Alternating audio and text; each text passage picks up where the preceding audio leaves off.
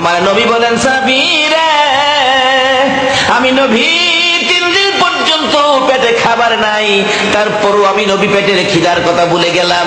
আমি খবর পাইছি রে আমার হাসাইন আর হুসাইন না খাইয়া দিন কাটায়, আমার ফাতেমার চুলাই বলে 7 দিন পার হয়ে গেছে আগুন জ্বলে। রুটি গোশত লইয়া আমার নবী খা তুমি জান্নাত। ফাতেমা তো জাহানার ঘরের দরজায় আওয়াজ দিলে ফাতেমা শুধু কান্দে, দরজা খোলে না। অনেকক্ষণ পর জবাব দিলেন, বাবা গো আমি এত ব্যথাই ব্যতীত সহ্য করতে পারি না। দরজা খুলে দিলেন। মা কেন কান্দো বাবা? 7 দিন হলো আমার চুলায় আগুন জ্বলে না, তাহলে কান্দো কেন? এই নাও আমি নবী তোমার জন্য রুটি গোশত নিয়ে আসছি। ফাতেমা রুটি গোশত হাতে নিয়ে কান্দে, বাবা গো এই রুটি গোশত আমি কেমনে খাবো গো বাবা?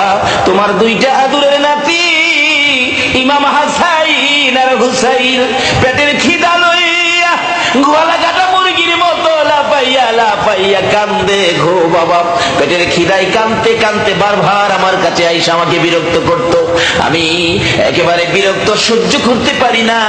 এক পর্যায়ে রাগ হইয়া গো বাবা আমার 2টা কলিজার টুকরা সোনার পুতুল হাসাইন আর হুসাইনের 2 গালে আমি 2টা থাপ্পড় মারছি গো বাবা। তোমার 2টাই আদরের নাতি এই থাপ্পড় খাইয়া জংলাই বসে বসে কান্দে। হাসাইন আর হুসাইন 2 ভাই গলাগলি করে কান্দে আর বলে, আমি শুনে আসছি। হুসাইন বলতেছে, ও ভাই হাসাইন মায়ের কাছে আর যাব না রে, চল আমরা পেটের খিদা লইয়া নানার কাছে যাই, ও পাবে তারা। খাজা উসমান হারুনি ডাকতেছে, মাবুদ গো যেই নবী এত কষ্ট উম্মতের জন্য করেছে, এত কান্দা উম্মতের জন্য কেঁদেছে, মাবুদ 3 নাম্বার দাবি তুমি পুরা করবা কথা দিয়েছো। আমি আরেকটা দরখাস্ত 3 নাম্বারে নিয়ে গেলাম, আমার আখিরি নবীর সকল গুনাহগার উম্মতের তুমি আল্লাহ মাফ করে দাও। আল্লাহ কয়, ও পাগল যেই দাবি করছস এটা তো সম্ভব না। কেন? তুমি না বলছো। কি বলেন? আল্লাহ কি বলে নাই 3টা পুরা করবে? তুমি তো বলেছো 3 নাম্বার দাবি পুরা করবা, আমি মানি না, দিতে হবে। এটা অন্য নবীর উম্মতের আবার এই সাহস নাই। একমাত্র এই কিসিমের দাবি করতে সাহস পায় আখিরি নবীর উম্মতেরা। জোরে বলুন সুবহানাল্লাহ। এটা শুধু এই দেশে না তো, হাসরের ময়দানে গিয়ে দাবি করব। এমন এক ঘটনা ঘটবে, হাসরের দিন আমার আল্লাহ বিচারের কোর্ট নিয়ে বসবেন। তো বিচারের সিরিয়ালে আখিরি নবীর উম্মত আল্লাহ ডাক দিবেন, এই কেরামত আলী এদিকে আয়, নামাজ পড়ছিলে? না না আমি নামাজ পড়ার সময়ই পাই নাই। দিতে দেরি হবে, এই জাহান্নামের দিকে দৌড় দিতে দেরি হবে না।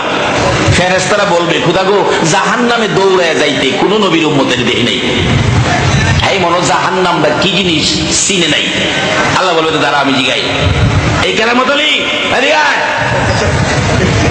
আখিরি নবীর উম্মত এদিকে হাসরের দিন এই ঘটনা ঘটবে। তুই দৌড়ে কই যাইতেছস? আল্লাহ আপনি আমাকে কই যাইবার লেগে কইছেন? আমি তো তোরে জাহান্নামে যাইবার লেগে কইছি। কত আমি তো জাহান্নামে যাইতেছি। কইতে তুই জাহান্নামে যে দৌড়ায় যাইতেছ, জাহান্নাম কি জিনিস চিনছস? কই দেখি নাই কোনোদিন, শুনছি আলেম ওলামারা বলছে এর মধ্যে আগুন আছে, সাপ বিচ্ছু আছে, তারপরেও তুই দৌড়ায় যাইতেছ, যে কেউ তো দৌড়ায় যায় না। ওই আখিরি নবীর উম্মত বলবেন, প্রভু গো শোনেন দৌড়ায় কেন যাইতেছি? দুনিয়াতে আপনি আমাকে 70 বছর হায়াত দিয়েছিলেন, 70 বছরের মধ্যে আপনার একটা কথাও আমি মানি নাই। আজকে আপনি নিজে কোটি কোটি মানুষের সামনে আপনি সরাসরি আমাকে হুকুমটা করছেন। এই হুকুম যদি না মানি তাহলে আপনার ইজ্জতটা থাকে না। এটা আখিরি নবীর উম্মতে পারবো, অন্য নবীর উম্মতের এই সাহসই নাই। ও খোদা 70 বছরে একটা হুকুম মানি নাই, আজকে কোটি কোটি মানুষের সামনে আপনি নিজে হুকুমটা করলেন, এইটা যদি আমি না মানি আপনার ইজ্জতটা থাকে না। ভাবলাম আপনার ইজ্জতটা থাক, আমি জাহান্নামেই যাই। ফেরেশতারা কইব, খোদা গো হ্যাঁ কি কথার কায়দা জানে? আল্লাহ বলবে, হ্যাঁ কে চিনস? হ্যাঁ আমার আখিরি নবীর উম্মত। জোরে বলুন সুবহানাল্লাহ। এটা বিশ্বকাপের খেলোয়াড়। আল্লাহু আকবার বলো। আল্লাহ বলেন, আমার বিশ্ব নবী ফাইনাল নবীর ফাইনাল উম্মতের খেলা দেখা হবে, কড়া খেলা। আর একটা খেলার ঘোষণা আমার আল্লাহ নিজে দিয়েছেন।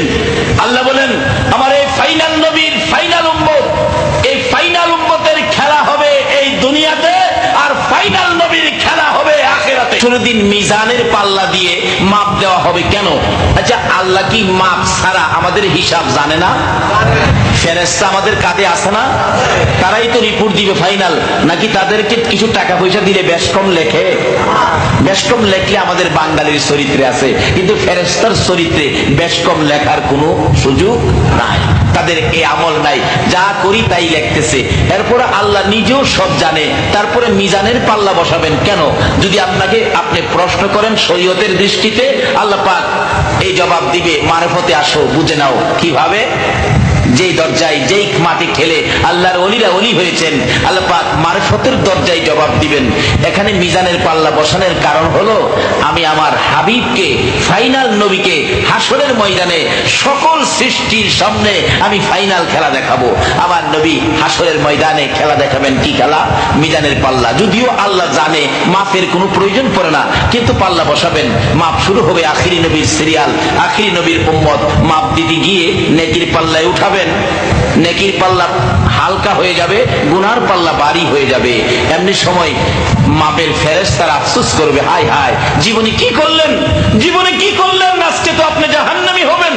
তখন আপনি নেকির পাল্লা হালকা থাকবে, চোখের পানি ছেড়ে কাঁধার দিকে তাকিয়ে থাকবে না।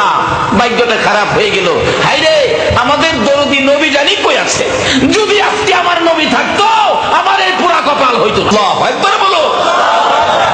মিজানের পাল্লার কাছে যাইয়া আমার নবী এই আঙ্গুল মুবারক নেকির পাল্লার মধ্যে লাগাবেন।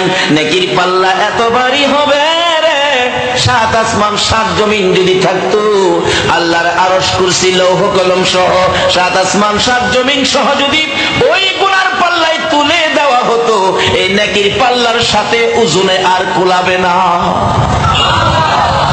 ওই লোকটা চোখের পানি ছেড়ে ডাক দিবেন, তুমি কে গো?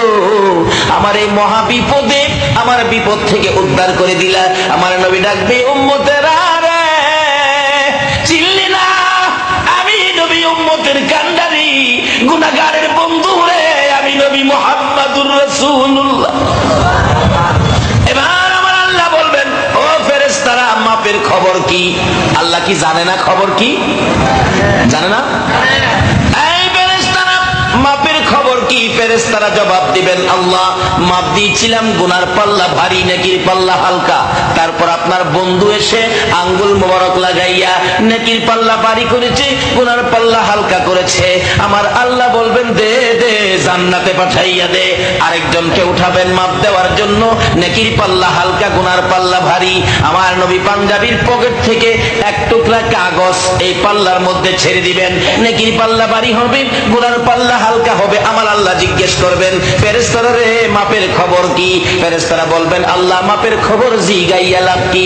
গুনার পাল্লা যদি ভারী হয়, নেকির পাল্লা যদি হালকা হয়, তোমার বন্ধু এসে আঙ্গুল মোবারক লাগাইয়া নেকির পাল্লা ভারী করে দেয়। নেকির পাল্লা যদি হালকা হয়, তোমার বন্ধু এসে এক টুকরা কাগজ দিয়ে নেকির পাল্লা ভারী করে দেয়। আর মাপের খবর জিগাইয়া লাভ কি? মাপ দেই একটা, তোমার বন্ধু করে দেয় আরেকটা। জোরে কম সুবহানাল্লাহ।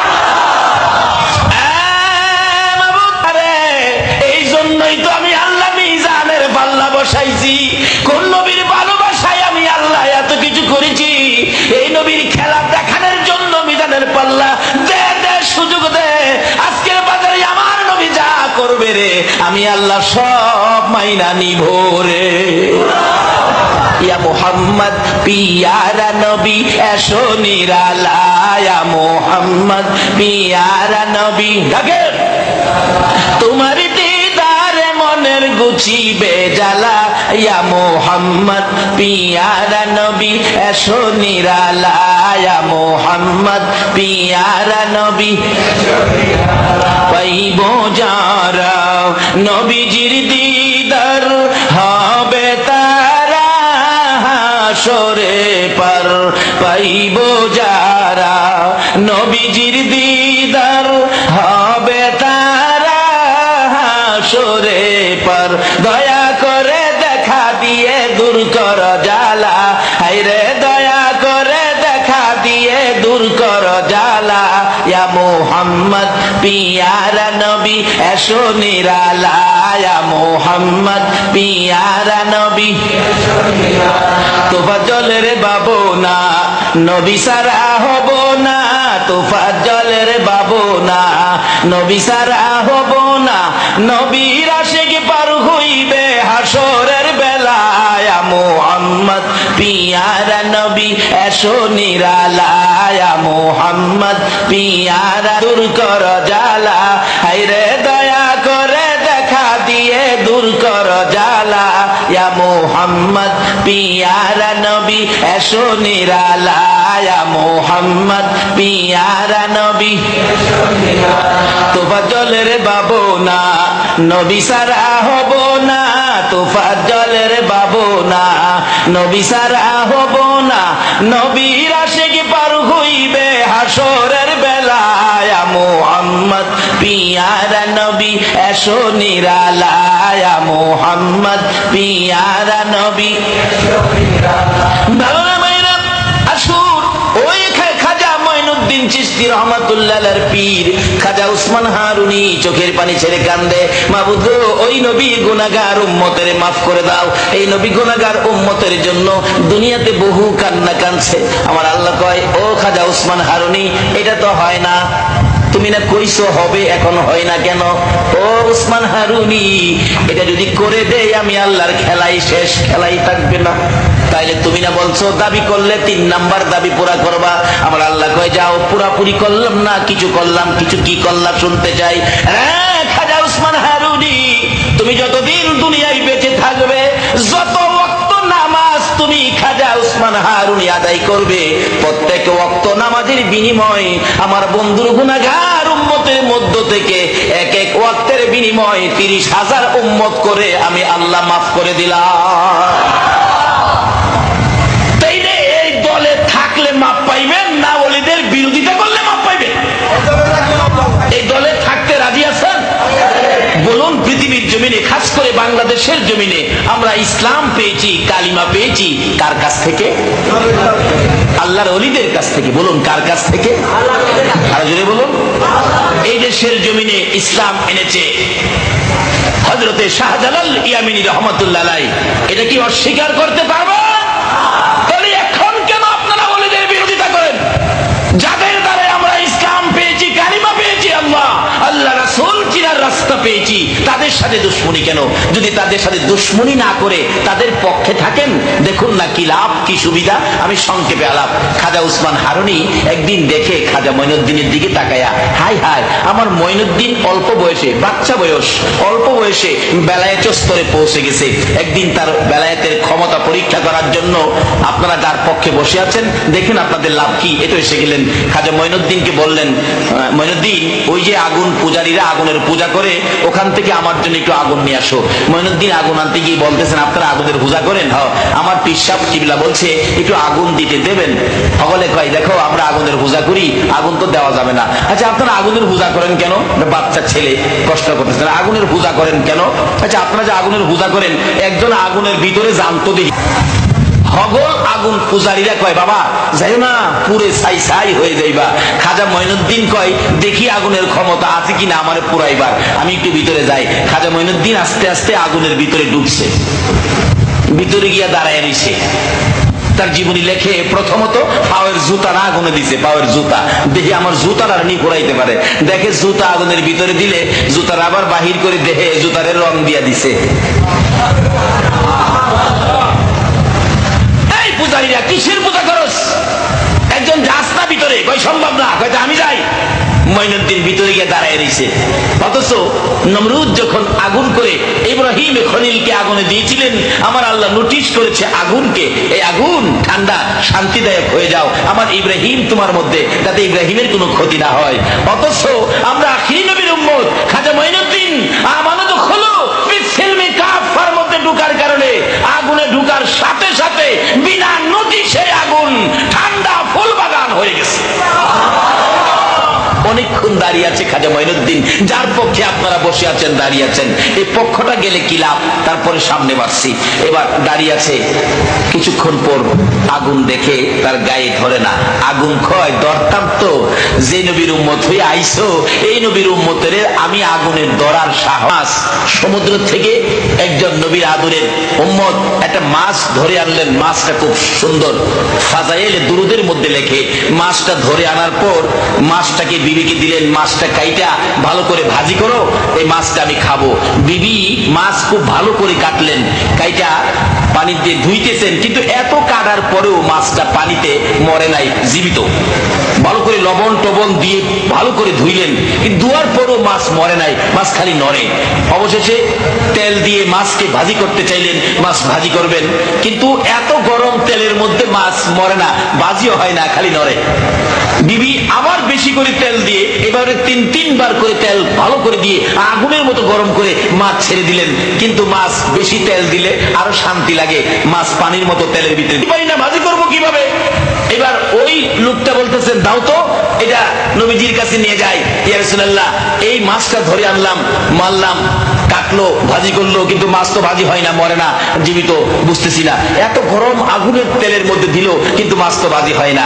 এমনি সময় জিবরাইল এসে বলেন, ইয়া রাসূলুল্লাহ, এই মাছটা যখন এই লোকটা মারছিল, ওই মাছ তখন আপনি নবীর উপর দুরূদ শরীফ পড়তেছিল। জানিয়ে দেন, আপনার পক্ষে থাকার কারণে, আপনি নবীর ভালোবাসায় দুরূদ পড়ার কারণে গো নবী এই মাছটাকে আইনা কাটলেন, কাটার পরও মরে না, লবণ দিয়ে ধুইলেন, তারপরও মরে না, তেলে ভাজি করলেন, তারপরে মরে না। এই দুনিয়ার আগুন দিয়ে লাল লাল করে তেল ওই মাছ ছেড়ে দিয়েছে, মাছ মরে না, আগুন তার গায়ে ধরে না। নবী গো, আপনি জানিয়ে দেন, আপনি নবীর পক্ষে যারা থাকবে, আপনি নবীর উপর দুরূদ ও সালাম যারা পাঠ করবে, নবী এই দেশের আগুন কেন জাহান্নামের আগুন পর্যন্ত ধরবে না। সেই নবীর পক্ষে ছিলেন খাজা মঈনুদ্দিন। আল্লাহু আকবার বলো। খাজা মঈনুদ্দিন চিশতি রাহমাতুল্লাহ আলাইহি সেই নবীর পক্ষের মেহমান ছিলেন। আগুনের ভিতরে ঢুকে আছেন, কিন্তু আগুন খাজা মঈনুদ্দিনের গায়ে লাগে না। মঈনুদ্দিন বলেন, আমার গায়ে তো আগুন ধরে না, দেখি তো আমি মঈনুদ্দিনের পক্ষে যদি কেউ আসে। আপনারা কি মঈনুদ্দিনের পক্ষে থাকতে রাজি আছেন? এখন মঈনুদ্দিন প্রমাণ করতেছেন, আমি মঈনুদ্দিনের পক্ষে যদি কেউ আসে, তাকে আগুনে ধরে কিনা। এক হিন্দু ভদ্রলোক, আগুন পূজারী হিন্দু ভদ্রলোকের একটা বাচ্চা কুলে নিয়ে দেখতেছিল ঘটনাটা। খাজা মঈনুদ্দিন আবার বাহির হইয়া ওই হিন্দু ভদ্রলোকের কুল থেকে বাচ্চাটা টান দিয়ে আইনা নিজের কুলে নিয়া ওই আগুন পূজারী হিন্দু ভাইয়ের বাচ্চা সহ আবার আগুনের ভিতরে ঢুকলেন। হগল আগুন পূজারীরা কয়, আরে মরছে মরছে, খাজা মঈনুদ্দিন মরতো, আমাদের বাবুর হুলারা কেন নিল? হাই হাই, এই বাচ্চাটাকে কেন নিয়ে মারলো? অনেকক্ষণ পরে খাজা মঈনুদ্দিন বলতেছে, আল্লাহ, আমারও তো আগুনে ধরে না, আমার পক্ষে যদি কেউ থাকে তাকে ধরে কিনা প্রমাণ করলাম। দেখে তার গায়েও, এই হিন্দু বাচ্চাদের গায়েও আগুনে ধরতে পারে না। বেরিয়ে আসলেন, সবাই পরীক্ষা করতেছে, দেখি আমাদের বাবুর কোলায় নিয়ে আবার আগুনে জ্বালাইছে। চেকচুক করে দেখে একটা প্রসব পর্যন্ত আগুনে পোড়াইতে পারে না। এই অবস্থা দেখে তার জীবনী লিখে, ওখানে 850 হিন্দু আগুন পূজারী ছিলেন। এই অবস্থা দেখে 850 আগুন পূজারী খাজা বাবার হাত ধরে কালিমা পড়ে মুসলমান হয়ে গেলেন।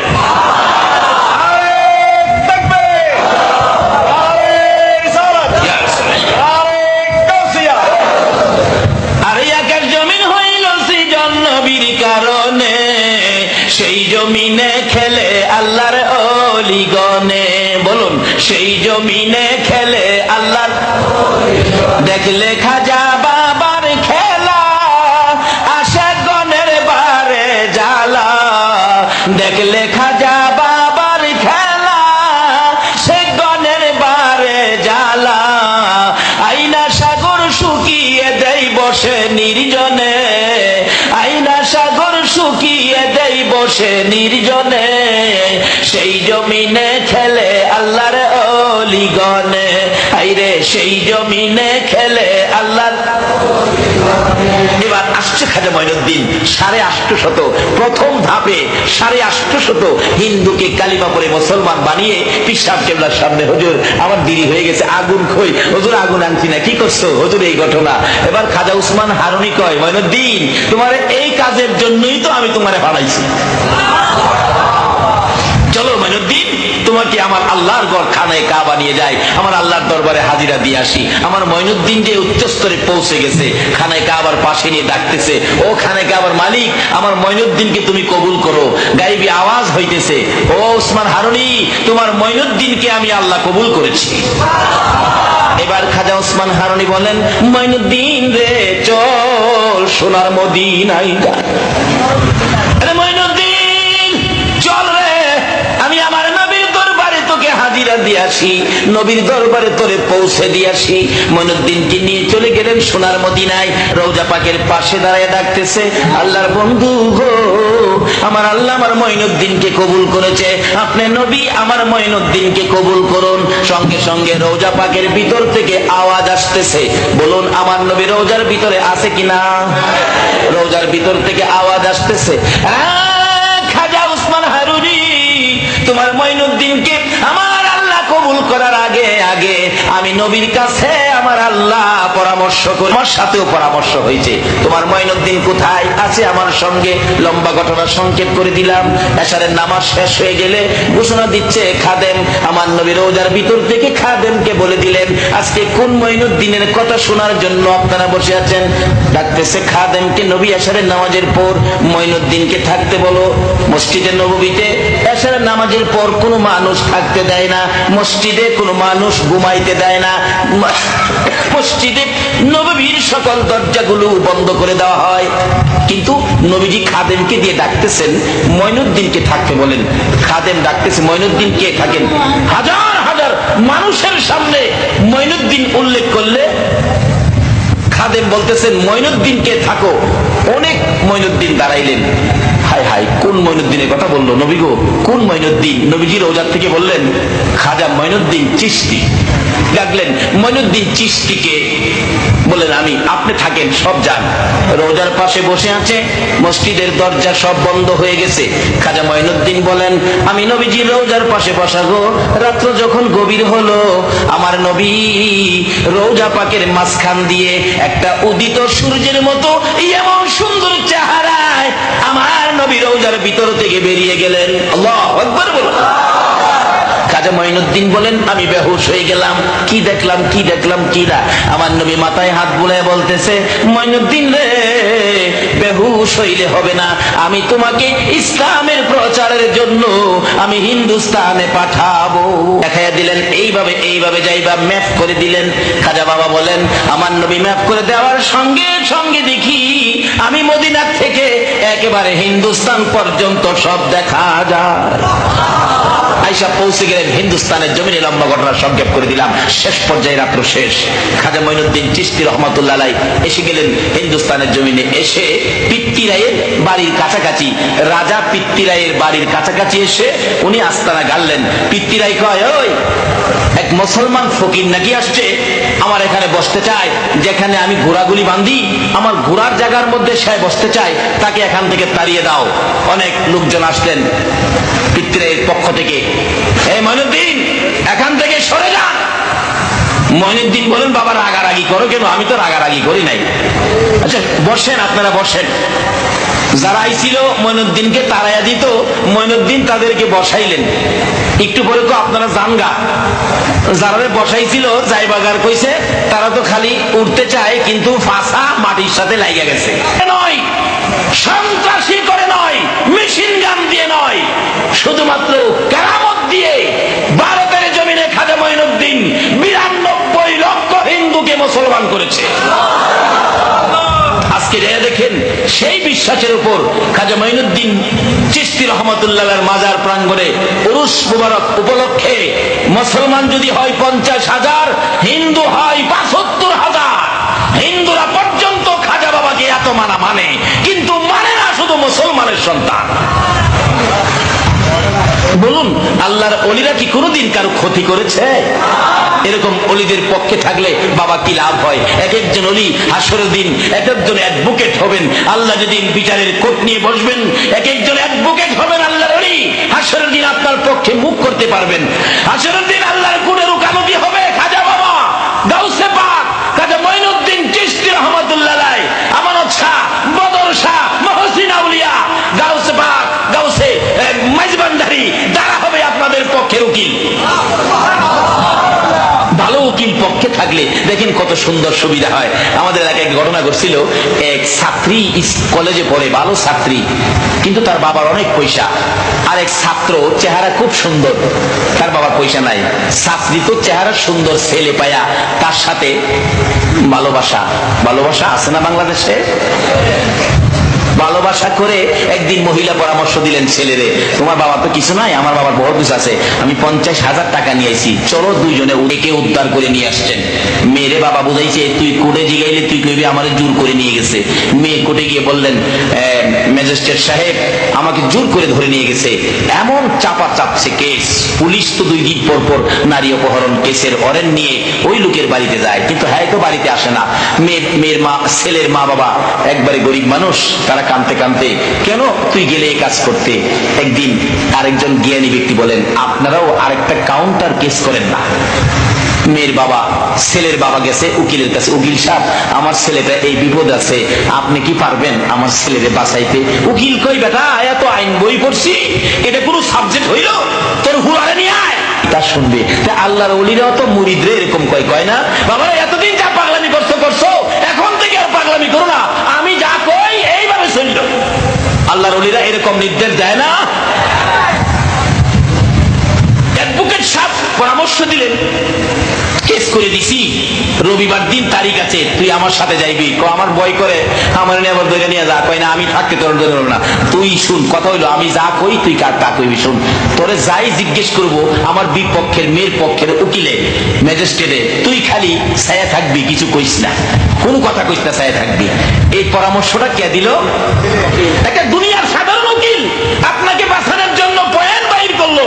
আর কি খাজা বাবা, গাউসে পাক কি হাসরের ময়দানে কোন পয়েন্টে কি আপনাদেরকে বাঁচাইতে পারবে না?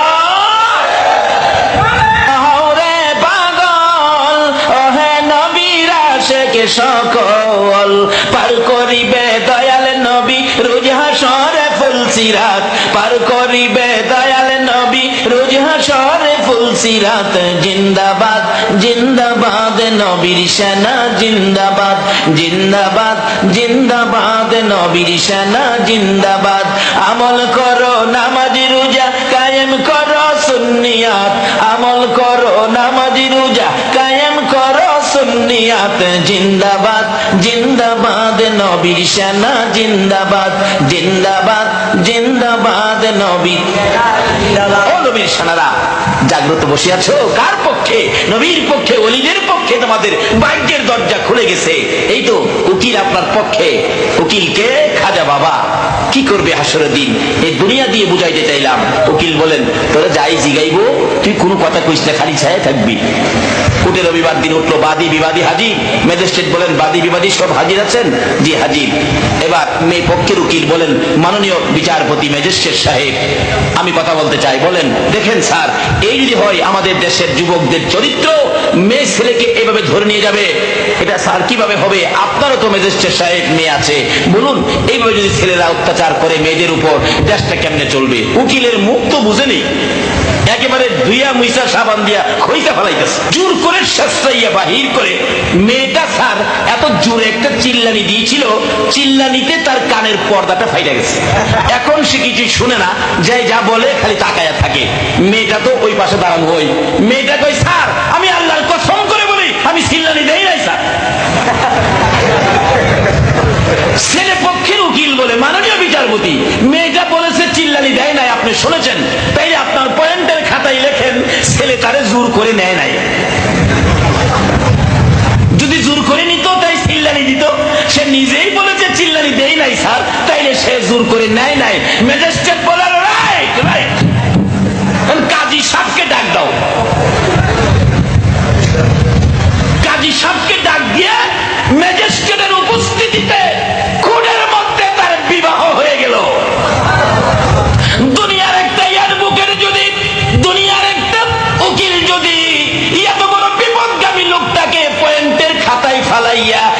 কিভাবে বিপদ মুক্ত করে দিতে পারে। আমার আল্লাহ যেদিন হাসরের কোট নিয়ে বসবেন, আমরা যেদিন ওই বিচারের কোটে আসামি হইয়া দাঁড়াইব, ওই দিন খাজা বাবা আরজ করবেন, প্রভু গো, ওই দিন খাজা মঈনুদ্দিন চিশতি রহমাতুল্লাহ আলাইহি দাঁড়াবেন, গাউসে পাক দাঁড়াবেন, গাউসে মাঝবান্ডারি দাঁড়াবেন, চট্টগ্রামের আমানত শাহ, বদর শাহ, মহসিনা উলিয়া দাঁড়াইয়া বলবেন, প্রভু গো, এই লোকগুলি আখিরি যুগে ছিল, তারা শেষ জমানায় ছিল, ফিতনা ফাসাদের জমানায় ছিল, তাদের কি প্রশ্ন করবেন? তারা তো সরল সোজা মানুষ, কিছু জানে না, বুঝে না, কি প্রশ্ন তাদেরকে করবেন? যদি কোনো প্রশ্ন চট্টগ্রামের মানুষকে করতে হয়, আমি আমানত শাহ, বদর শাহ, মহসিনা উলিয়া, গাউসে মাঝবান্ডারি দাঁড়াইলাম, কোন প্রশ্ন যদি করতে হয় আমাদেরকে করেন তাদের পক্ষ থেকে, এই জবাবগুলো আমরা দিব, তাদেরকে কষ্ট দিয়েন না। উকিলরা বলবে সম্মিলিতভাবে আমরা তাদের পক্ষে। তোমরা কি বলবে? আল্লাহ এদের জিগাই কি হইব, এইটা সাধারণ, এটা হিসাব জিগাই খোলাই থাকবেন। আল্লাহ আপনার যে রহমান আর রহিম আছে, এর বিনিময় তাদেরকে মাফ করে দিলে সহজ হয়ে যায়। আল্লাহ বলবেন, এই কোটের লোকেরা শোনো, আমি রহমান আর রহিমের বিনিময় এই শেষ যুগের উম্মত গুলোকে এই ওলিদের খাতিরে আমি মাফ করে দিলাম। এই অ্যাডভোকেটদের সাথে সম্পর্ক রাখলে হাসরের কোর্টে আমাদের লাভ হবে না লস হবে। তাই খাজা মঈনুদ্দিন মদিনার কামলেওয়ালা নবীর পক্ষ থেকে ভারতের জমিনে আতাই রাসূল হয়ে আসলেন, কিন্তু তাকে উচ্ছেদ করে দেওয়ার জন্য সংগ্রাম করলেন পিতৃরায়ের লোকেরা। যায়া বলতেছেন, উঠো উঠো। খাজা মঈনুদ্দিন বলে, বাবা বসো। বসলে আর উঠতে পারে না, ফুটকি মাটির সাথে লেগে যায়, হয় না। আরো লোক পাঠাইছে, হেরাইছে, কি ব্যাপার তোমরা উঠো না কেন? তা আপনারা আইছেন, বসেন। বসলে আর উঠতে পারে না, হাজার দুই এক বসাইছে, পরে দুই চারজন কাছে দূর থেকে দেখে জানে। রাসূল বলছে, ওলিদের কেরামত সত্য, কেরামতুল আউলিয়া হাক্কুন, ওলিদের কেরামত বিশ্বাস করতে হবে, না হয় আপনার ঈমান থাকবে না। খবর দিছে পিতৃরাই, এমন এক লোক আইছে, খাজা মঈনুদ্দিন বসাইলে উঠতে দেয় না। আল্লাহু আকবার বলো। কোজায়া কও যে মাপ চাই, মাফ করে দিত। সকলে কয়, মঈনুদ্দিন মাপ চাই, মাফ করে দেন। কোথাইলে উঠো, উঠছে। কয়, মঈনুদ্দিন আমার জায়গা বিদায় দেন। কো যাও যাও। লগের সবাই কয়, যাইতে কই, জেলা বসাইলে উঠা যায় না, লহিলার পক্ষে যাই। হিন্দুরা যদি এইভাবে খাজা মঈনুদ্দিনের পক্ষ কালিমা পড়ে মুসলমান হতে পারে, আমরা কি মুসলমান হয়ে কি তার পক্ষে যাইতে পারি না?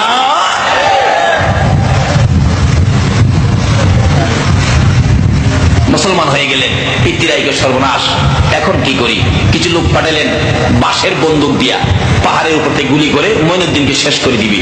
চারদিক ঘেরাও করছে, কমান্ডিং অফিসার কমান্ড করতেছে। কমান্ডিং অফিসার বলতেছে, কইেন না, আগে অন্ধ।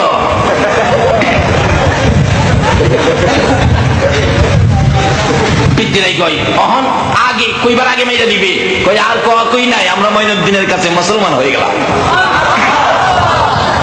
এক জাদুকর হাওয়ার দুইটা খরম জাদুদা ফাটাইছে উপরে, উপরে গিয়ে দেখায়, মঈনুদ্দিন তোমার সাথে জমিনে পারি না, বেড়া হইলে উপরে আয়ো।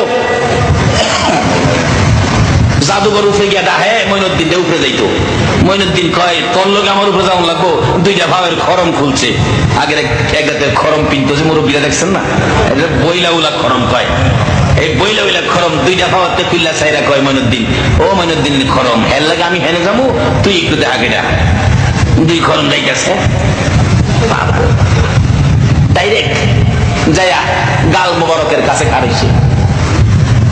জাদুঘর জিগাই, তোরা কি লেগেছিস? তোরে নিতামাইছি। আমি তো যাইতাম না, যে না কইছে ঠাসকির আমার সাইগা গালদা ফিরাইছে, খরমদা বাইরে যাই না, মঈনুদ্দিনের ভাও ফেলাইছে। এই সমস্ত কেরামত অস্বীকার করার কোন ক্ষমতা নাই। যেই নবীর পক্ষে গেলে এই সমস্ত মর্যাদা, এই সমস্ত কেরামতের শক্তি পাওয়া যায়, আমরা কি সেই নবীর পক্ষে যাইতে রাজি আছি? তার বাস্তব দুনিয়াতে দেখবেন, একটা মা 6 মাসের একটা বাচ্চা ছেলে বাচ্চা ছেলেটা মা পাশে নিয়ে রাত্রে ঘুমাইছে। বলুন, মায়ের ছেলে মায়ের পাশে থাকলে, মা রাত্রে ঘুমাইলে মার কাছে ভালো লাগে না খারাপ লাগে? বাচ্চাটা কাছে আছে, মার কাছে শান্তি না অশান্তি? বাচ্চা যে প্রস্রাব করে দিল, বিছানা একেবারে ভিজিয়ে ফেলাইছে, এরকম করি নাই আমরা ছোট সময়? প্রস্রাবে বিছানা ভিজিয়ে ফেলেছে, তারপর দেখবেন মা শুকনা জায়গা না পায়া নিজের শুকনা জায়গাটাই বাচ্চাটারে শোয়া, নিজে প্রস্রাবের ভিজা জায়গায়, কিন্তু বাচ্চাটা কাছে। ভিজা জায়গায় শোয়ার পরেও বাচ্চা কাছে থাকলে মার কাছে শান্তি না অশান্তি? আর যদি আপনাদের ফটিকছড়ি এমন এক বিল্ডিং যেটা বাংলাদেশ জুড়ে নাই, এমন এক বিছানা করে দিয়েছে যে বিছানা পৃথিবী জুড়ে নাই, দুইটা দাসী পাশে দিয়ে এত আরামের বিছানা, এত দামি বিল্ডিং। আজকে ছাত্র সেনার সংগঠন হয়ে গেছে, বাংলাদেশের থানায় থানায় ছাত্র সেনার নাম প্রচার শুরু হয়ে গেছে। একদিন এই দেশে ওই পতাকা উড়বে যে উমর ফারুক রাদিয়াল্লাহু তাআলা আনহু নবীর আদর্শের, কোরআন সুন্নাহ ভিত্তিক, নবীর আদর্শ ভিত্তিক রাষ্ট্র কায়েম করেছিলেন। কিন্তু তাদের আদর্শে কি ছিল? ওমরের ছেলে যখন রাষ্ট্রপতি হলেন, ওমরের ছেলের বউ বলতেছিলেন, স্বামী, হ্যাঁ আমার পেটে বাচ্চা, আমার মন চাই একটু আঙ্গুর খেতে, আমাকে একটু আঙ্গুর কিনে খাওয়াবে? ওমরের ছেলে কি শিক্ষায় শিক্ষিত হয়েছিলেন? ওমরের ছেলে বলেছিলেন, বিবি, আজকে আমি রাষ্ট্রপতি বলে তোমাকে আঙ্গুর কিনে খাওয়াবো, আমার এই সকল প্রজারা কি আঙ্গুর খাইতে পেরেছে? নিজে খাবেন, স্বামীর সামনে তুলে দিলেন, স্বামী তুমি তো ধাও নাই, আমি আমার বাবার বাড়ির থেকে আঙ্গুর কিনে আনছি, এবার তুমি খাও। চোখের পানি ছেড়ে দিলেন, ও বিবি, আমার সকল প্রজারা তো আজকে আঙ্গুর খাইতে পারে নাই, কাজে আমি রাষ্ট্রপতি হইয়া এই আঙ্গুর খাইতে পারি না। বলুন, এই আদর্শের রাজনীতি যদি এদেশে থাকতো, তাহলে কি নেতা নেত্রীর বাড়িতে রিলিফের টিন যাইতে পারতো? আজকে সেই রাজনীতির দিকে এদেশের মানুষকে ধাবিত করুন। ছাত্র সেনার ভাইদেরকে বলছি, আজকে তোমাদের তিতিক্ষার সময় এসে গেছে। এদেশের সরল সোজা সাধারণ মানুষ আর কত নির্যাতিত হবে, আর কত কষ্ট ভোগ করবে? এদেশের মানুষকে রাহমাতুল লিল আলামিনের ছায়ার নিচে তোমরা ঢুকিয়ে দাও।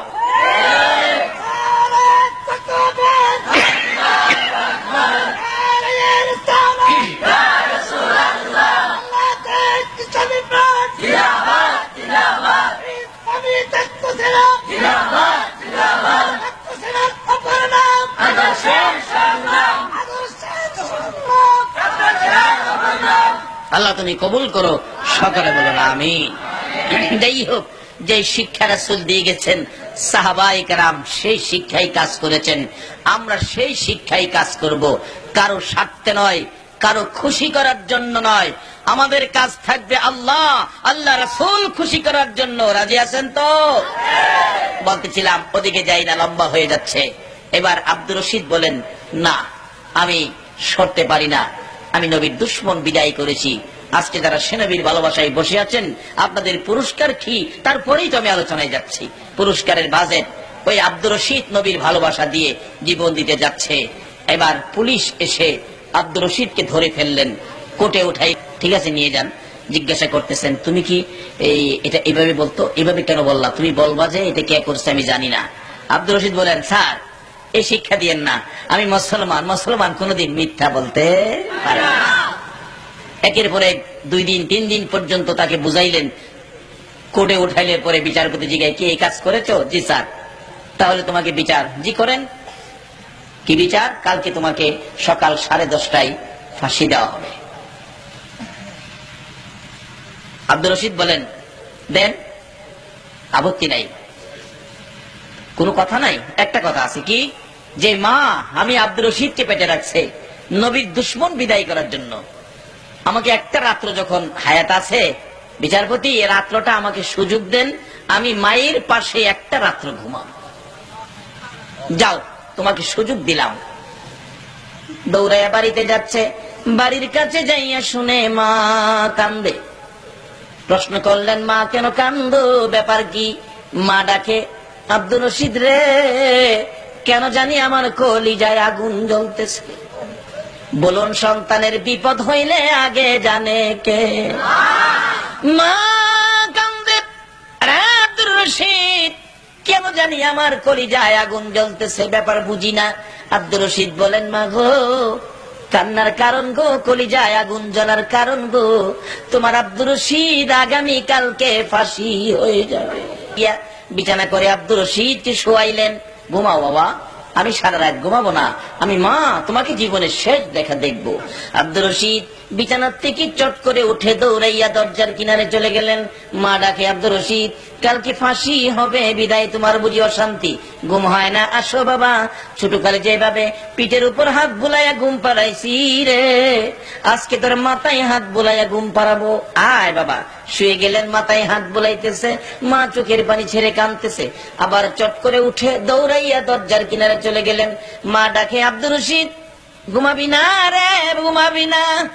আমি মা জীবনের শেষ দেখা তোরে দেখবো, কালকে বিছানা খালি হয়ে যাবে, আজকে রাত্রেই তোমার শেষ রাত্র, ঘুমা রে বাবা, আমি মায়ের সামনে ঘুমা। আব্দুর রশিদ বলেন, মা গো, আমি কেমনে ঘুমাবো? আমি যখন তোমার পাশে ঘুমাইতে যাই, তুমি মাথায় হাত বোলাও ঘুম পাড়ানোর জন্য। মা গো, আমি দরজার দিকে তাকাইয়া দেখি মদিনার কামলে বলা নবী দাঁড়াইয়া দাঁড়াইয়া ডাকে, দরজায় দাঁড়াইয়া আমার মদিনার কামলে বলা নবী ডাকে, আব্দুর রশিদ রে, এই বিছানায় ঘুমাইস না রে, আমি রাসূল তোরে নেওয়ার জন্য আসছি, আমার ভালোবাসায় জীবন দিতে যাচ্ছস, এই বিছানায় ঘুমাইস না রে আব্দুর রশিদ, আমি রাসূল এসে গেছি, কালকে তোর মৃত্যু হবে, আমি রাসূল তোকে নিয়ে যাব, এই বিছানায় নয় রে আব্দুর রশিদ, আমার পাশের জান্নাতের বিছানায় তুই ঘুমাবি। আমার মন বলে, ওই নবীর ভালোবাসায় আজকে যারা মাহফিলে বসে আছো গো, আমার নবী তোমাদের জন্য ফুলসিরাতের কিনারে বসে থাকবে, তোমাদেরকে না লইয়া ফুলসিরাতের ফুল নবী পার হবে না। সেই কষ্ট কাজে লেগে যাবে, আল্লাহ কবুল করে ফেলেছেন। আসুন, যেই সাবজেক্টের আলোচনা সেদিকে যাচ্ছি, আলোচনায় ঢুকছি মহব্বতে, একটু দুরূদ শরীফ পড়ুন, আমি আলোচনায় যাই। আল্লাহুম্মা সাল্লি আলা সাইয়্যিদিনা মুহাম্মাদ, আল্লাহুম্মা সাল্লি আলা সাইয়্যিদিনা মুহাম্মাদ, নবী শাফিয়ানা মাওলানা মুহাম্মাদ, নবিয়ানা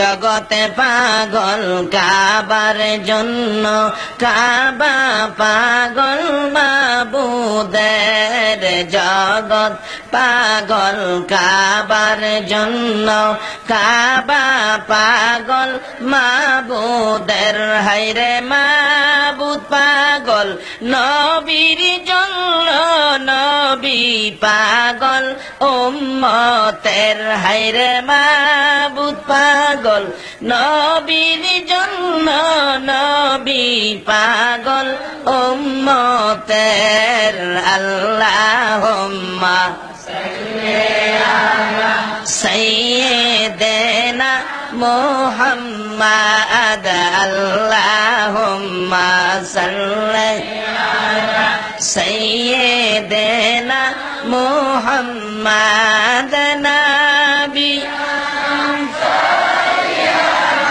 মাওলানা বালাগাল উলা বিকামালিহি, কাশাফাদ দুজা বিজামালিহি, হাসনাত জামিউ খিসালিহি, সাল্লাল্লাহু।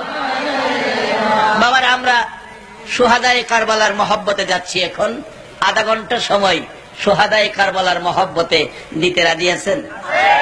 আচ্ছা, এই দিলে কি লাভ হবে এটা বুঝালই। ওমর ফারুক রাদিয়াল্লাহু তাআলা যখন মদিনার শাসক ছিলেন, উমরের ছেলে আর ইমাম হুসাইন ছোট দুইজন খেলাধুলা করতে গিয়ে হঠাৎ হুসাইন উমরের ছেলেরে বলে ফেললেন, গোলামের বাচ্চা। উমরের ছেলে কয়, কারে গোলামের বাচ্চা কইছো, টের পাও নাই? আমার বাবা প্রেসিডেন্ট, রাষ্ট্রপতি। বাড়িতে গিয়ে কান্দে বাবা। হুসাইন কয়, আমার গোলামের বাচ্চা, বিচার চাই। লম্বা ঘটনা। উমর বলেন, বাবারে, যার বিরুদ্ধে বিচার চাইছোস, এই বিচারের ক্ষমতা তো আমার নাই। আপা কি কন, বাঘের বিচার করতে পারেন?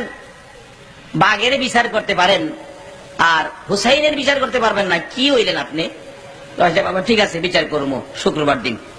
হাজার হাজার মানুষ জমছে ইমাম হুসাইনকে নিয়ে। হযরত আলী রাদিয়াল্লাহু তাআলা, যে হুসাইন নবীর গাড়ে বইলে আল্লাহ নির্দেশ দেয় হুসাইন না নামলে বন্ধুগো সেজদাতে উঠতো না, এই হুসাইন বিচার হইব। হযরত আলী বলতেছেন ওমর, বাচ্চাদের ব্যাপার বাদ দিলে হয় না।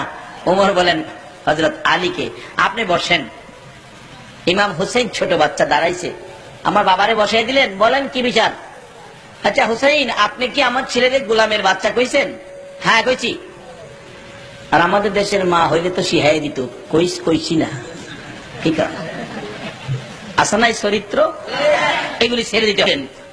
আমি তো রাষ্ট্রপতি, আমি কোথায় গোলামি করেছি? আমার ছেলেদের গোলামের বাচ্চা কইলেন। হুসাইন ডাকে, ওমর বড় গলা কথা কেউ না, আমার নানার গোলামি তুমি করো নাই? ওমর দুইটা চোখের পানি জর্জর করে ছেড়ে দিচ্ছে। হুসাইন কি বলেছেন? তুমি কি আমার নানার গোলামি করো নাই? হ্যাঁ করছি, সেজন্যই তো কইছি তোমার ছেলের গোলামের বাচ্চা। ওমর কান্দে, মুসল্লিরা রে তোমরা শুনেছো আমি ওমর নাকি রাহমাতাল লিল আলামিনের গোলামি করেছি? এটা লিখে দিব। লিখে দিলেন ওমর নানার গোলামি করেছে, তাই ছেলেরে গালি দিছি গোলামের বাচ্চা। নিচে লিখছে ইমাম হুসাইন। ওমর বলেন কাগজটা নিয়ে আসেন, একজন নিয়ে আসেন। কাগজটা হাতে নিয়ে আসতেছে, ওমর চোখের পানি ছেড়ে কাঁদতেছে। ওমরের হাতে কাগজ পৌঁছলে কান্দে। ও মসজিদে নববীর মুসল্লিরা, ইমাম হুসাইন বলেছে আমি বলে নবীর গোলামি করেছি। আমি ওমর আর হাসর মিজান কবর ফুল সিরাত মৌতের ভয় করি না। আমি যখন মৃত্যুবরণ করব, ও নবীর সাহাবীরা শুনো, আমার কাফনের ভিতরে হাত ঢুকানোর আগে রে হুসাইনের লেখা কাগজ টুকুন আমার হাতে দিয়ে দিও। আমি ওমর কোথাও যদি বিপদে পড়ে যাই, এই কাগজটা তুলে ধরে বলবো হুসাইন বলেছে আমি রাসূলের গোলামি করেছি। ওমরের মতো ব্যক্তি যদি এই হুসাইনের লেখা কাগজ উসিলা বানাইয়া কবর নিতে পারে, এই হুসাইনের ভালোবাসায় আধা ঘন্টা সময় উসিলা বানাইয়া, বলুন আমরা কি মাফের আশা করতে পারি না? বসুন। রক্তে লালে লাল হইল কারবালার ময়দান, বলুন রক্তে লালে শহীদ হলো ইমাম হুসেন নবীর জানের জান, শহীদ হলো ইমাম হুসেন নবীর জানের জান। রক্তে লালে লাল হইল কারবালার ময়দান, হাইরে রক্তে লালে। বাবারা, এই কারবালা কোত্থেকে আসলো? আসলে এই দুইটা জিনিস আমাদের সামনে, এই দুইটার আদর্শ যদি আমরা নিতে পারি, একজন হলো রাহমাতাল লিল আলামিন, আরেকজন হলো যিনি আল্লাহর রাস্তায় জীবন দিয়েছিলেন। আল্লাহ বলেছেন ওয়ালা তাকুলু লিমা ইউকতালু ফি সাবিলিল্লাহি আমওয়াত, আমার রাস্তায় যারা জীবন দিয়েছে তোমরা তাদেরকে মৃত কইও না, তারা জীবিত, তোমরা অনুভব করতে পারো না। তোমরা যেমন দুনিয়ায় থেকে খাইতেছো, কোরআনের আরেক জায়গায় বলেছেন বাল আহিয়াউন ইনদা রাব্বিহিম ইরযাকুন, তোমরা যেমন দুনিয়ায় খাইতেছো, আমার রাস্তায় যারা জীবন দিছে আমিও তাদেরকে কবরের মধ্যে ঠিক এইভাবে খাওয়াইতেছি। আল্লাহর রাস্তা কোনটা কিভাবে বুঝবেন? বাস্তবে আসুন। বদরের যুদ্ধে আবু জাহেলের পক্ষেও লোক ছিল, নবীজির পক্ষে লোক ছিল, উভয় পক্ষের লোক যুদ্ধে মারা গেছে। আবু জাহেলের পক্ষ, নবীজির পক্ষ। বলুন কোন পক্ষটা আল্লাহর পক্ষ হবে? কথাটা কি বুঝাইতে পারলাম না? আবু জাহেলের পক্ষের লোকও তো মরছে, নবীজির পক্ষের লোকও মরছে, এখন আল্লাহর পক্ষ কোনটা হবে? তাহলে বোঝা গেল নবীর ভালোবাসার পক্ষটাই হলো আমার আল্লাহর। ইমাম হুসাইন জীবন দিয়েছে নবীর ভালোবাসায়, নবীর আদর্শের জন্য। ও ছাত্র সেনার ভাইরা, ইমাম হুসাইন সত্যকে সত্যর জায়গায় রেখেছে। ইমাম হুসাইন নবীর আদর্শকে দুলিশ্বাত হতে দেয় নাই, নিজের জীবন দিয়েছে, নবীর আদর্শ দুলিশ্বাত হতে দেয় নাই। আজকে তোমাদের মধ্যে সেই আদর্শ ফিরে আসতে হবে, তাহলে তোমরাও একদিন বিজয় হবে। মা আয়েশা সিদ্দিকা রাদিয়াল্লাহু তাআলা আনহা বলেন, আজকে এই আদর্শে যারা আদর্শিত হতে পারবেন তারাই পড়বেন ওই আওতায় যে আল্লাহ পাক ঘোষণা দিয়েছেন ইয়া আইয়ুহাল্লাযীনা আমানুদখুলু ফিস সিলমি কাফা। আমার নবীর আদর্শে, হুসাইনের আদর্শে যেই মানুষ আদর্শিত হতে পারবেন তারাই ইসলামের মধ্যে পুরাপুরি ভাবে দাখিল হয়েছেন। আর তাদের পুরস্কার কি আসবে এটা আগামীকাল আলোচনা হবে, পুরস্কার কি হইতে পারে। আজকের আলোচনা হলো হুসাইন রক্ত দেওয়ার পিছনে কারণটা কি, জীবন দেওয়ার পিছনে কারণটা কি, এইভাবে নির্মম ভাবে শহীদ হওয়ার পিছনে কারণটা কি। মা আয়েশা সিদ্দিকা বলেন, আমার নবী একদিন গভীর রাতে আমার পাশে ঘুমিয়েছিলেন, হঠাৎ দেখি নবীজি বিছানায় নাই। জিবরাইল এসে নবীজির কানের গোড়ায় মুখ দিয়ে বলছিলেন, নবী গো, এভাবে ঘুমিয়ে থাকলে উম্মতের কান্না কোন সময় কাঁদবেন। আমার নবী ঘুম থেকে উঠে মা আয়েশাকেও ডাকে নাই। মদিনার ঘটনা, কানতে কানতে উম্মতি উম্মতি বলে মদিনার পাহাড়ের পর পাহাড়, পাহাড়ের পর পাহাড়, শেষ প্রান্তে নিরিবিলি বাবলা কাটার জঙ্গলার ভিতরে সেজদায় পড়ে নবীজি কাঁদতেছেন। আপনারা রাসূল আসবেন, ইমামতি করবেন, কিন্তু আসতেছে না। হুজরাই খবর দিলে মা আয়েশা বললেন, রাসূল তো হুজরাই নাই। মসজিদে নববীতে দেখেন, মসজিদে নববীতে নাই। হায় হায়, কি হলো, ব্যাপার কি? সাহাবীরা এতিম পাগল হয়ে গেলেন। ওই সমস্ত পাগলের মধ্যে কোন বেদাত ফতোয়া দেয় নাই। আজকে আমাদের দেশের কিছু লোক এই নবীর শান ও মানে গেলেই ফতোয়া বেদাত। বুঝলাম না নবীজি হারার কি ক্ষতি। 24 ঘন্টাই নবী এখনো মদিনায় শুয়া শুয়া উম্মতি উম্মতি বলে নবী কাঁদতেছে।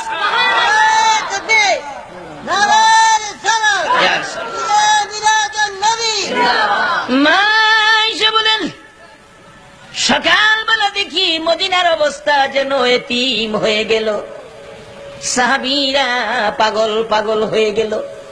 কারো চুলায় আগুন জ্বলে না, রান্না বাড়া বন্ধ হয়ে গেল। আজকে এই নবীর মহব্বতে ঈদে মিলাদুন নবী পালন করলে ফতোয়া আসে, এই ফতোয়া সেই ফতোয়া। নবীজির নির্ধারিত তারিখে কিছু করা বলে বেদাত। নবীজি রবিউল আউয়ালে আসছেন, নির্ধারিত তারিখে কিছু করলে বলে বেদাত। অথচ যারা বেদাত কয় তাদেরকে দেখবেন বড় বড় লোকের বাড়িতে ছেলের জন্মবার্ষিকী, বার্থডে অনুষ্ঠান, বড় বড় লোকের ছেলের জন্মবার্ষিকী, বার্থডে অনুষ্ঠানে নির্ধারিত তারিখে, বৈশাখ মাসের 2 তারিখে ছেলে হয়েছে, 2 তারিখে বার্থডে অনুষ্ঠান। ওই হুজুর দেখবেন তার বাড়িতে দাওয়াত খায়, পেট ভরে খায়, আবার 500 টাকা নোট পকেটে হাদিয়া নেয়। বেদাত হয় না। যে রাসূল না হইলে জগৎ হইতো না, এই রাসূলের আগমনে কিছু করলে বেদাত হইয়া যায়। অথচ আবু বকর সিদ্দিক রাদিয়াল্লাহু তাআলা আনহু বলেছেন, নবীজির পয়দাইশের উপর রবিউল আউয়ালে নবীর জন্ম বৃত্তান্ত আলোচনা আনন্দের সহিত 1 দিরহাম পরিমাণ টাকাও যদি কেউ খরচ করে, আমি আবু বকর তাকে না লইয়া বেহেশতে যাব না। তারা এগুলি পড়ে কিন্তু মানে না। নবী কোথায় খবর না পাইয়া গাছ পানিতে মুখ লাগায় না। লম্বা ঘটনা। একদিন পার হয়ে গেল, মার স্তনে শিশুরা পর্যন্ত মুখ লাগায় না। মা যদি প্রশ্ন করে, বাবা দুধ খাও না কেন, বাচ্চাগুলো ঠোঁট নাড়ায়, চোখের পানি ছেড়ে, এটাই যেন বলতে চাই, মা মা গো, রাসূলের খবর না পাওয়া পর্যন্ত জীবন দিব, দুধ খাবো না। একদিন 1 রাত পার হয়ে গেল, রাসূলের খবর মিলল না। 2 দিন 2 রাত পার হয়ে গেল, রাসূলের খবর মিলল না। 3 দিন যেদিন পার হয়ে বিকাল হয়ে গেলেন, আবু বকর ওমর না খাইয়া সাহাবীরা পাগল পাগল হইয়া ঘুরতেছে। যাইতে যাইতে যাইতে যাইতে পাহাড়ের পর পাহাড় পার হইয়া একটা নিরিবিলি রাস্তা দিয়ে চলছে। দেখে কতগুলো রাখাল বেড়া বকরি দুম্বাকে প্রহার করতেছে, মারধর করতেছে এখান থেকে সরিয়ে নেওয়ার জন্য। আবু বকর ওমর দাঁড়িয়ে দেখে বেড়া বকরি দুম্বা গুলো মার খাই গো, পাহাড় সারে না।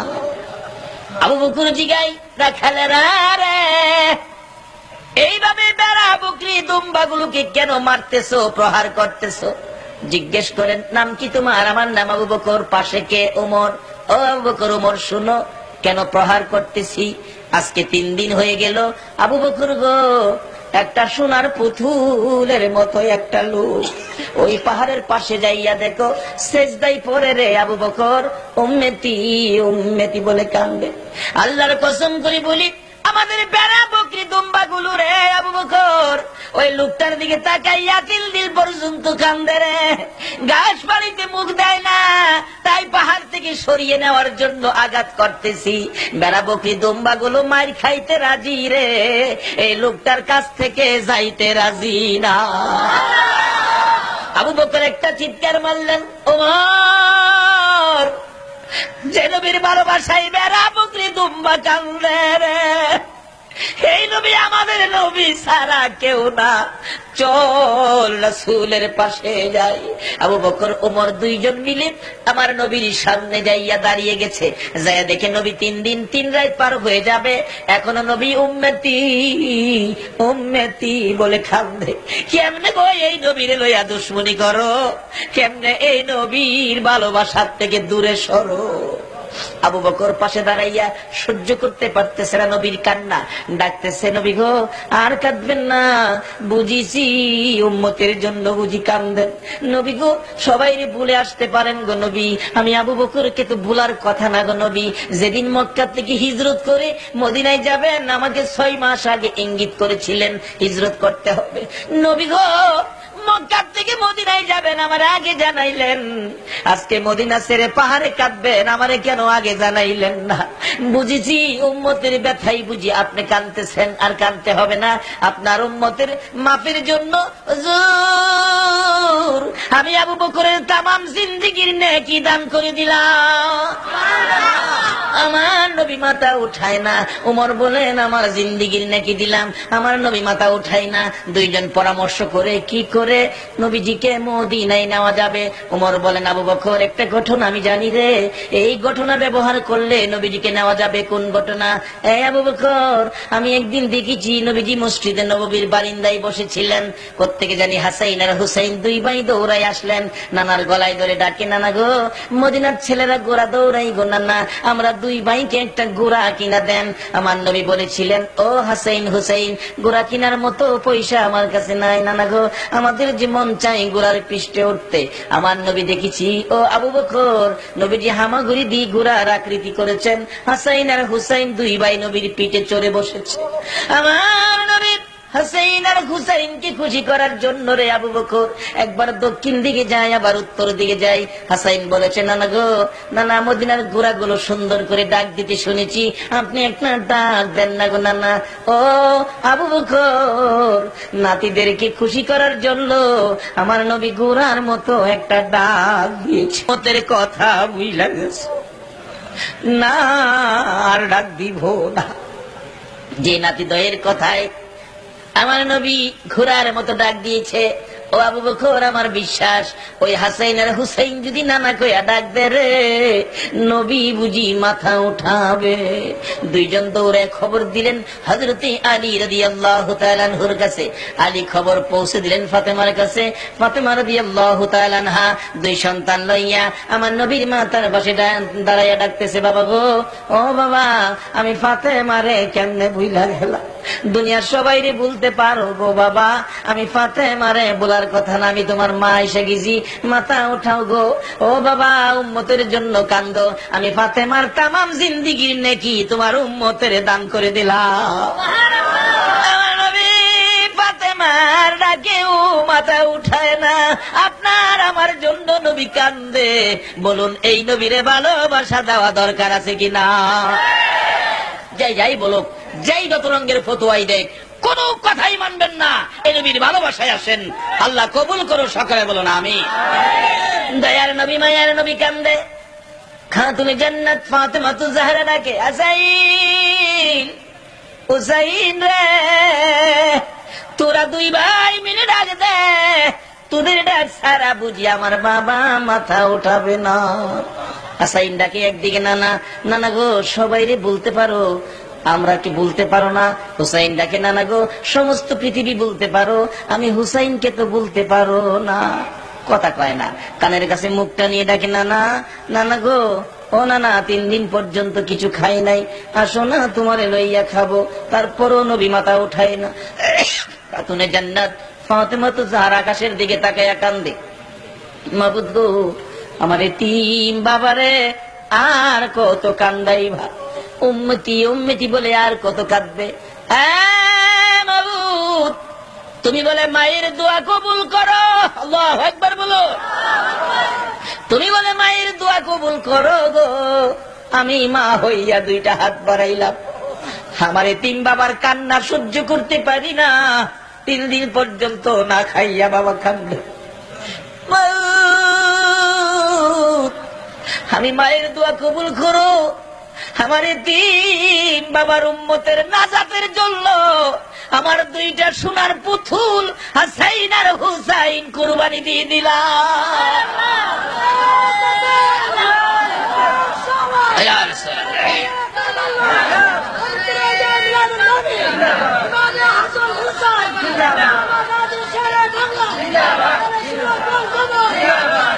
যেই নবী এত আদরের নাতি হাসাইন আর হুসাইনকে আপনার আমার নাজাতের জন্য কুরবানি দেয়, এই নবীর পক্ষে হুসাইনের পক্ষে আমাদের থাকা দরকার আছে কিনা? যারা থাকবে তারাই জান্নাতি হবে, যারা এই পক্ষে থাকবে তারাই পুরাপুরি ভাবে ইসলামের মধ্যে ঢুকলো। আর ওই রকম ব্যক্তিদেরকে আমার আল্লাহ সহজে মাফ করে দিবেন, আমার আল্লাহ সহজে জান্নাত দিয়ে দিবেন। হুসাইনকে মহব্বত করা আমাদের দরকার আছে কিনা? বাবা ছাত্র সেনার ভাইয়েরা, হুসাইনি সংগঠন করে তোমরা আগে বাড়ো। হাসরের দিন হাসাইন আর হুসাইন তোমাদের নেতৃত্ব দেবে, জান্নাতি যুবকদের সর্দার হবে হাসাইন আর হুসাইন। যদি সেই সত্যের আদর্শ নিয়ে তোমরা সাংগঠনিক ভাবে সামনে আগাইতে পারো, হাসাইন আর হুসাইন তোমাদেরকে নিয়ে জান্নাতে ঢুকবে। তাই আসুন আমরা সেই হাসাইন আর হুসাইনের আদর্শগুলো তালাশ করি, সুহাদাই কারবালার ঘটনার বইগুলো আমাদের ঘরে ঘরে পৌঁছায়, নবীর ভালোবাসা ঈদে মিলাদুন নবীর বইগুলো আমরা ঘরে ঘরে পৌঁছাই। আজকে উন্নত বিশ্ব, বিজ্ঞানের বিশ্ব, বিজাতিরা বই পুস্তক দিয়ে মানুষে খ্রিস্টান বানাচ্ছে, মুসলমানদেরকে নানান বই পুস্তক দিয়ে উপন্যাস দিয়ে সেই দিয়ে মুসলমানদেরকে অন্যদিকে নিয়ে যাচ্ছে। আজকে আমি অনুরোধ করব, যাদেরকে আল্লাহ লেখার জ্ঞান দিয়েছেন, নবীর শানুমান লেখেন, নবীর শানুমান লেখে সোনার বাংলার যুবকদের হাতে দেন। যেদিন এই দেশের যুবকেরা এই নবীর আদর্শের বই পুস্তকগুলি হাতে নিবে, এই সোনার বাংলার জমিনের নিচে আমার আল্লাহ সেদিন সোনার খনি করে দিবে। কিন্তু আমাদের দেশের শিক্ষিত শিক্ষিতা মানুষদের হাতে এই নবীর আদর্শ পায় না, মহিলাদের কাছে ফাতেমার জীবনী পায় না। পাওয়া যায় একটু লেখাপড়া শিখলেই বালিশের নিচে বালিশটা আলগে দিলে দেখা যায় উপন্যাস, ভট্টাচার্যের লেখা উপন্যাস। যেদিন এই সোনার বাংলার সোনার ছেলেরা হাতে নিয়েছে উপন্যাস, এদিনে হয়েছে এই দেশের সমাজ সর্বনাশ।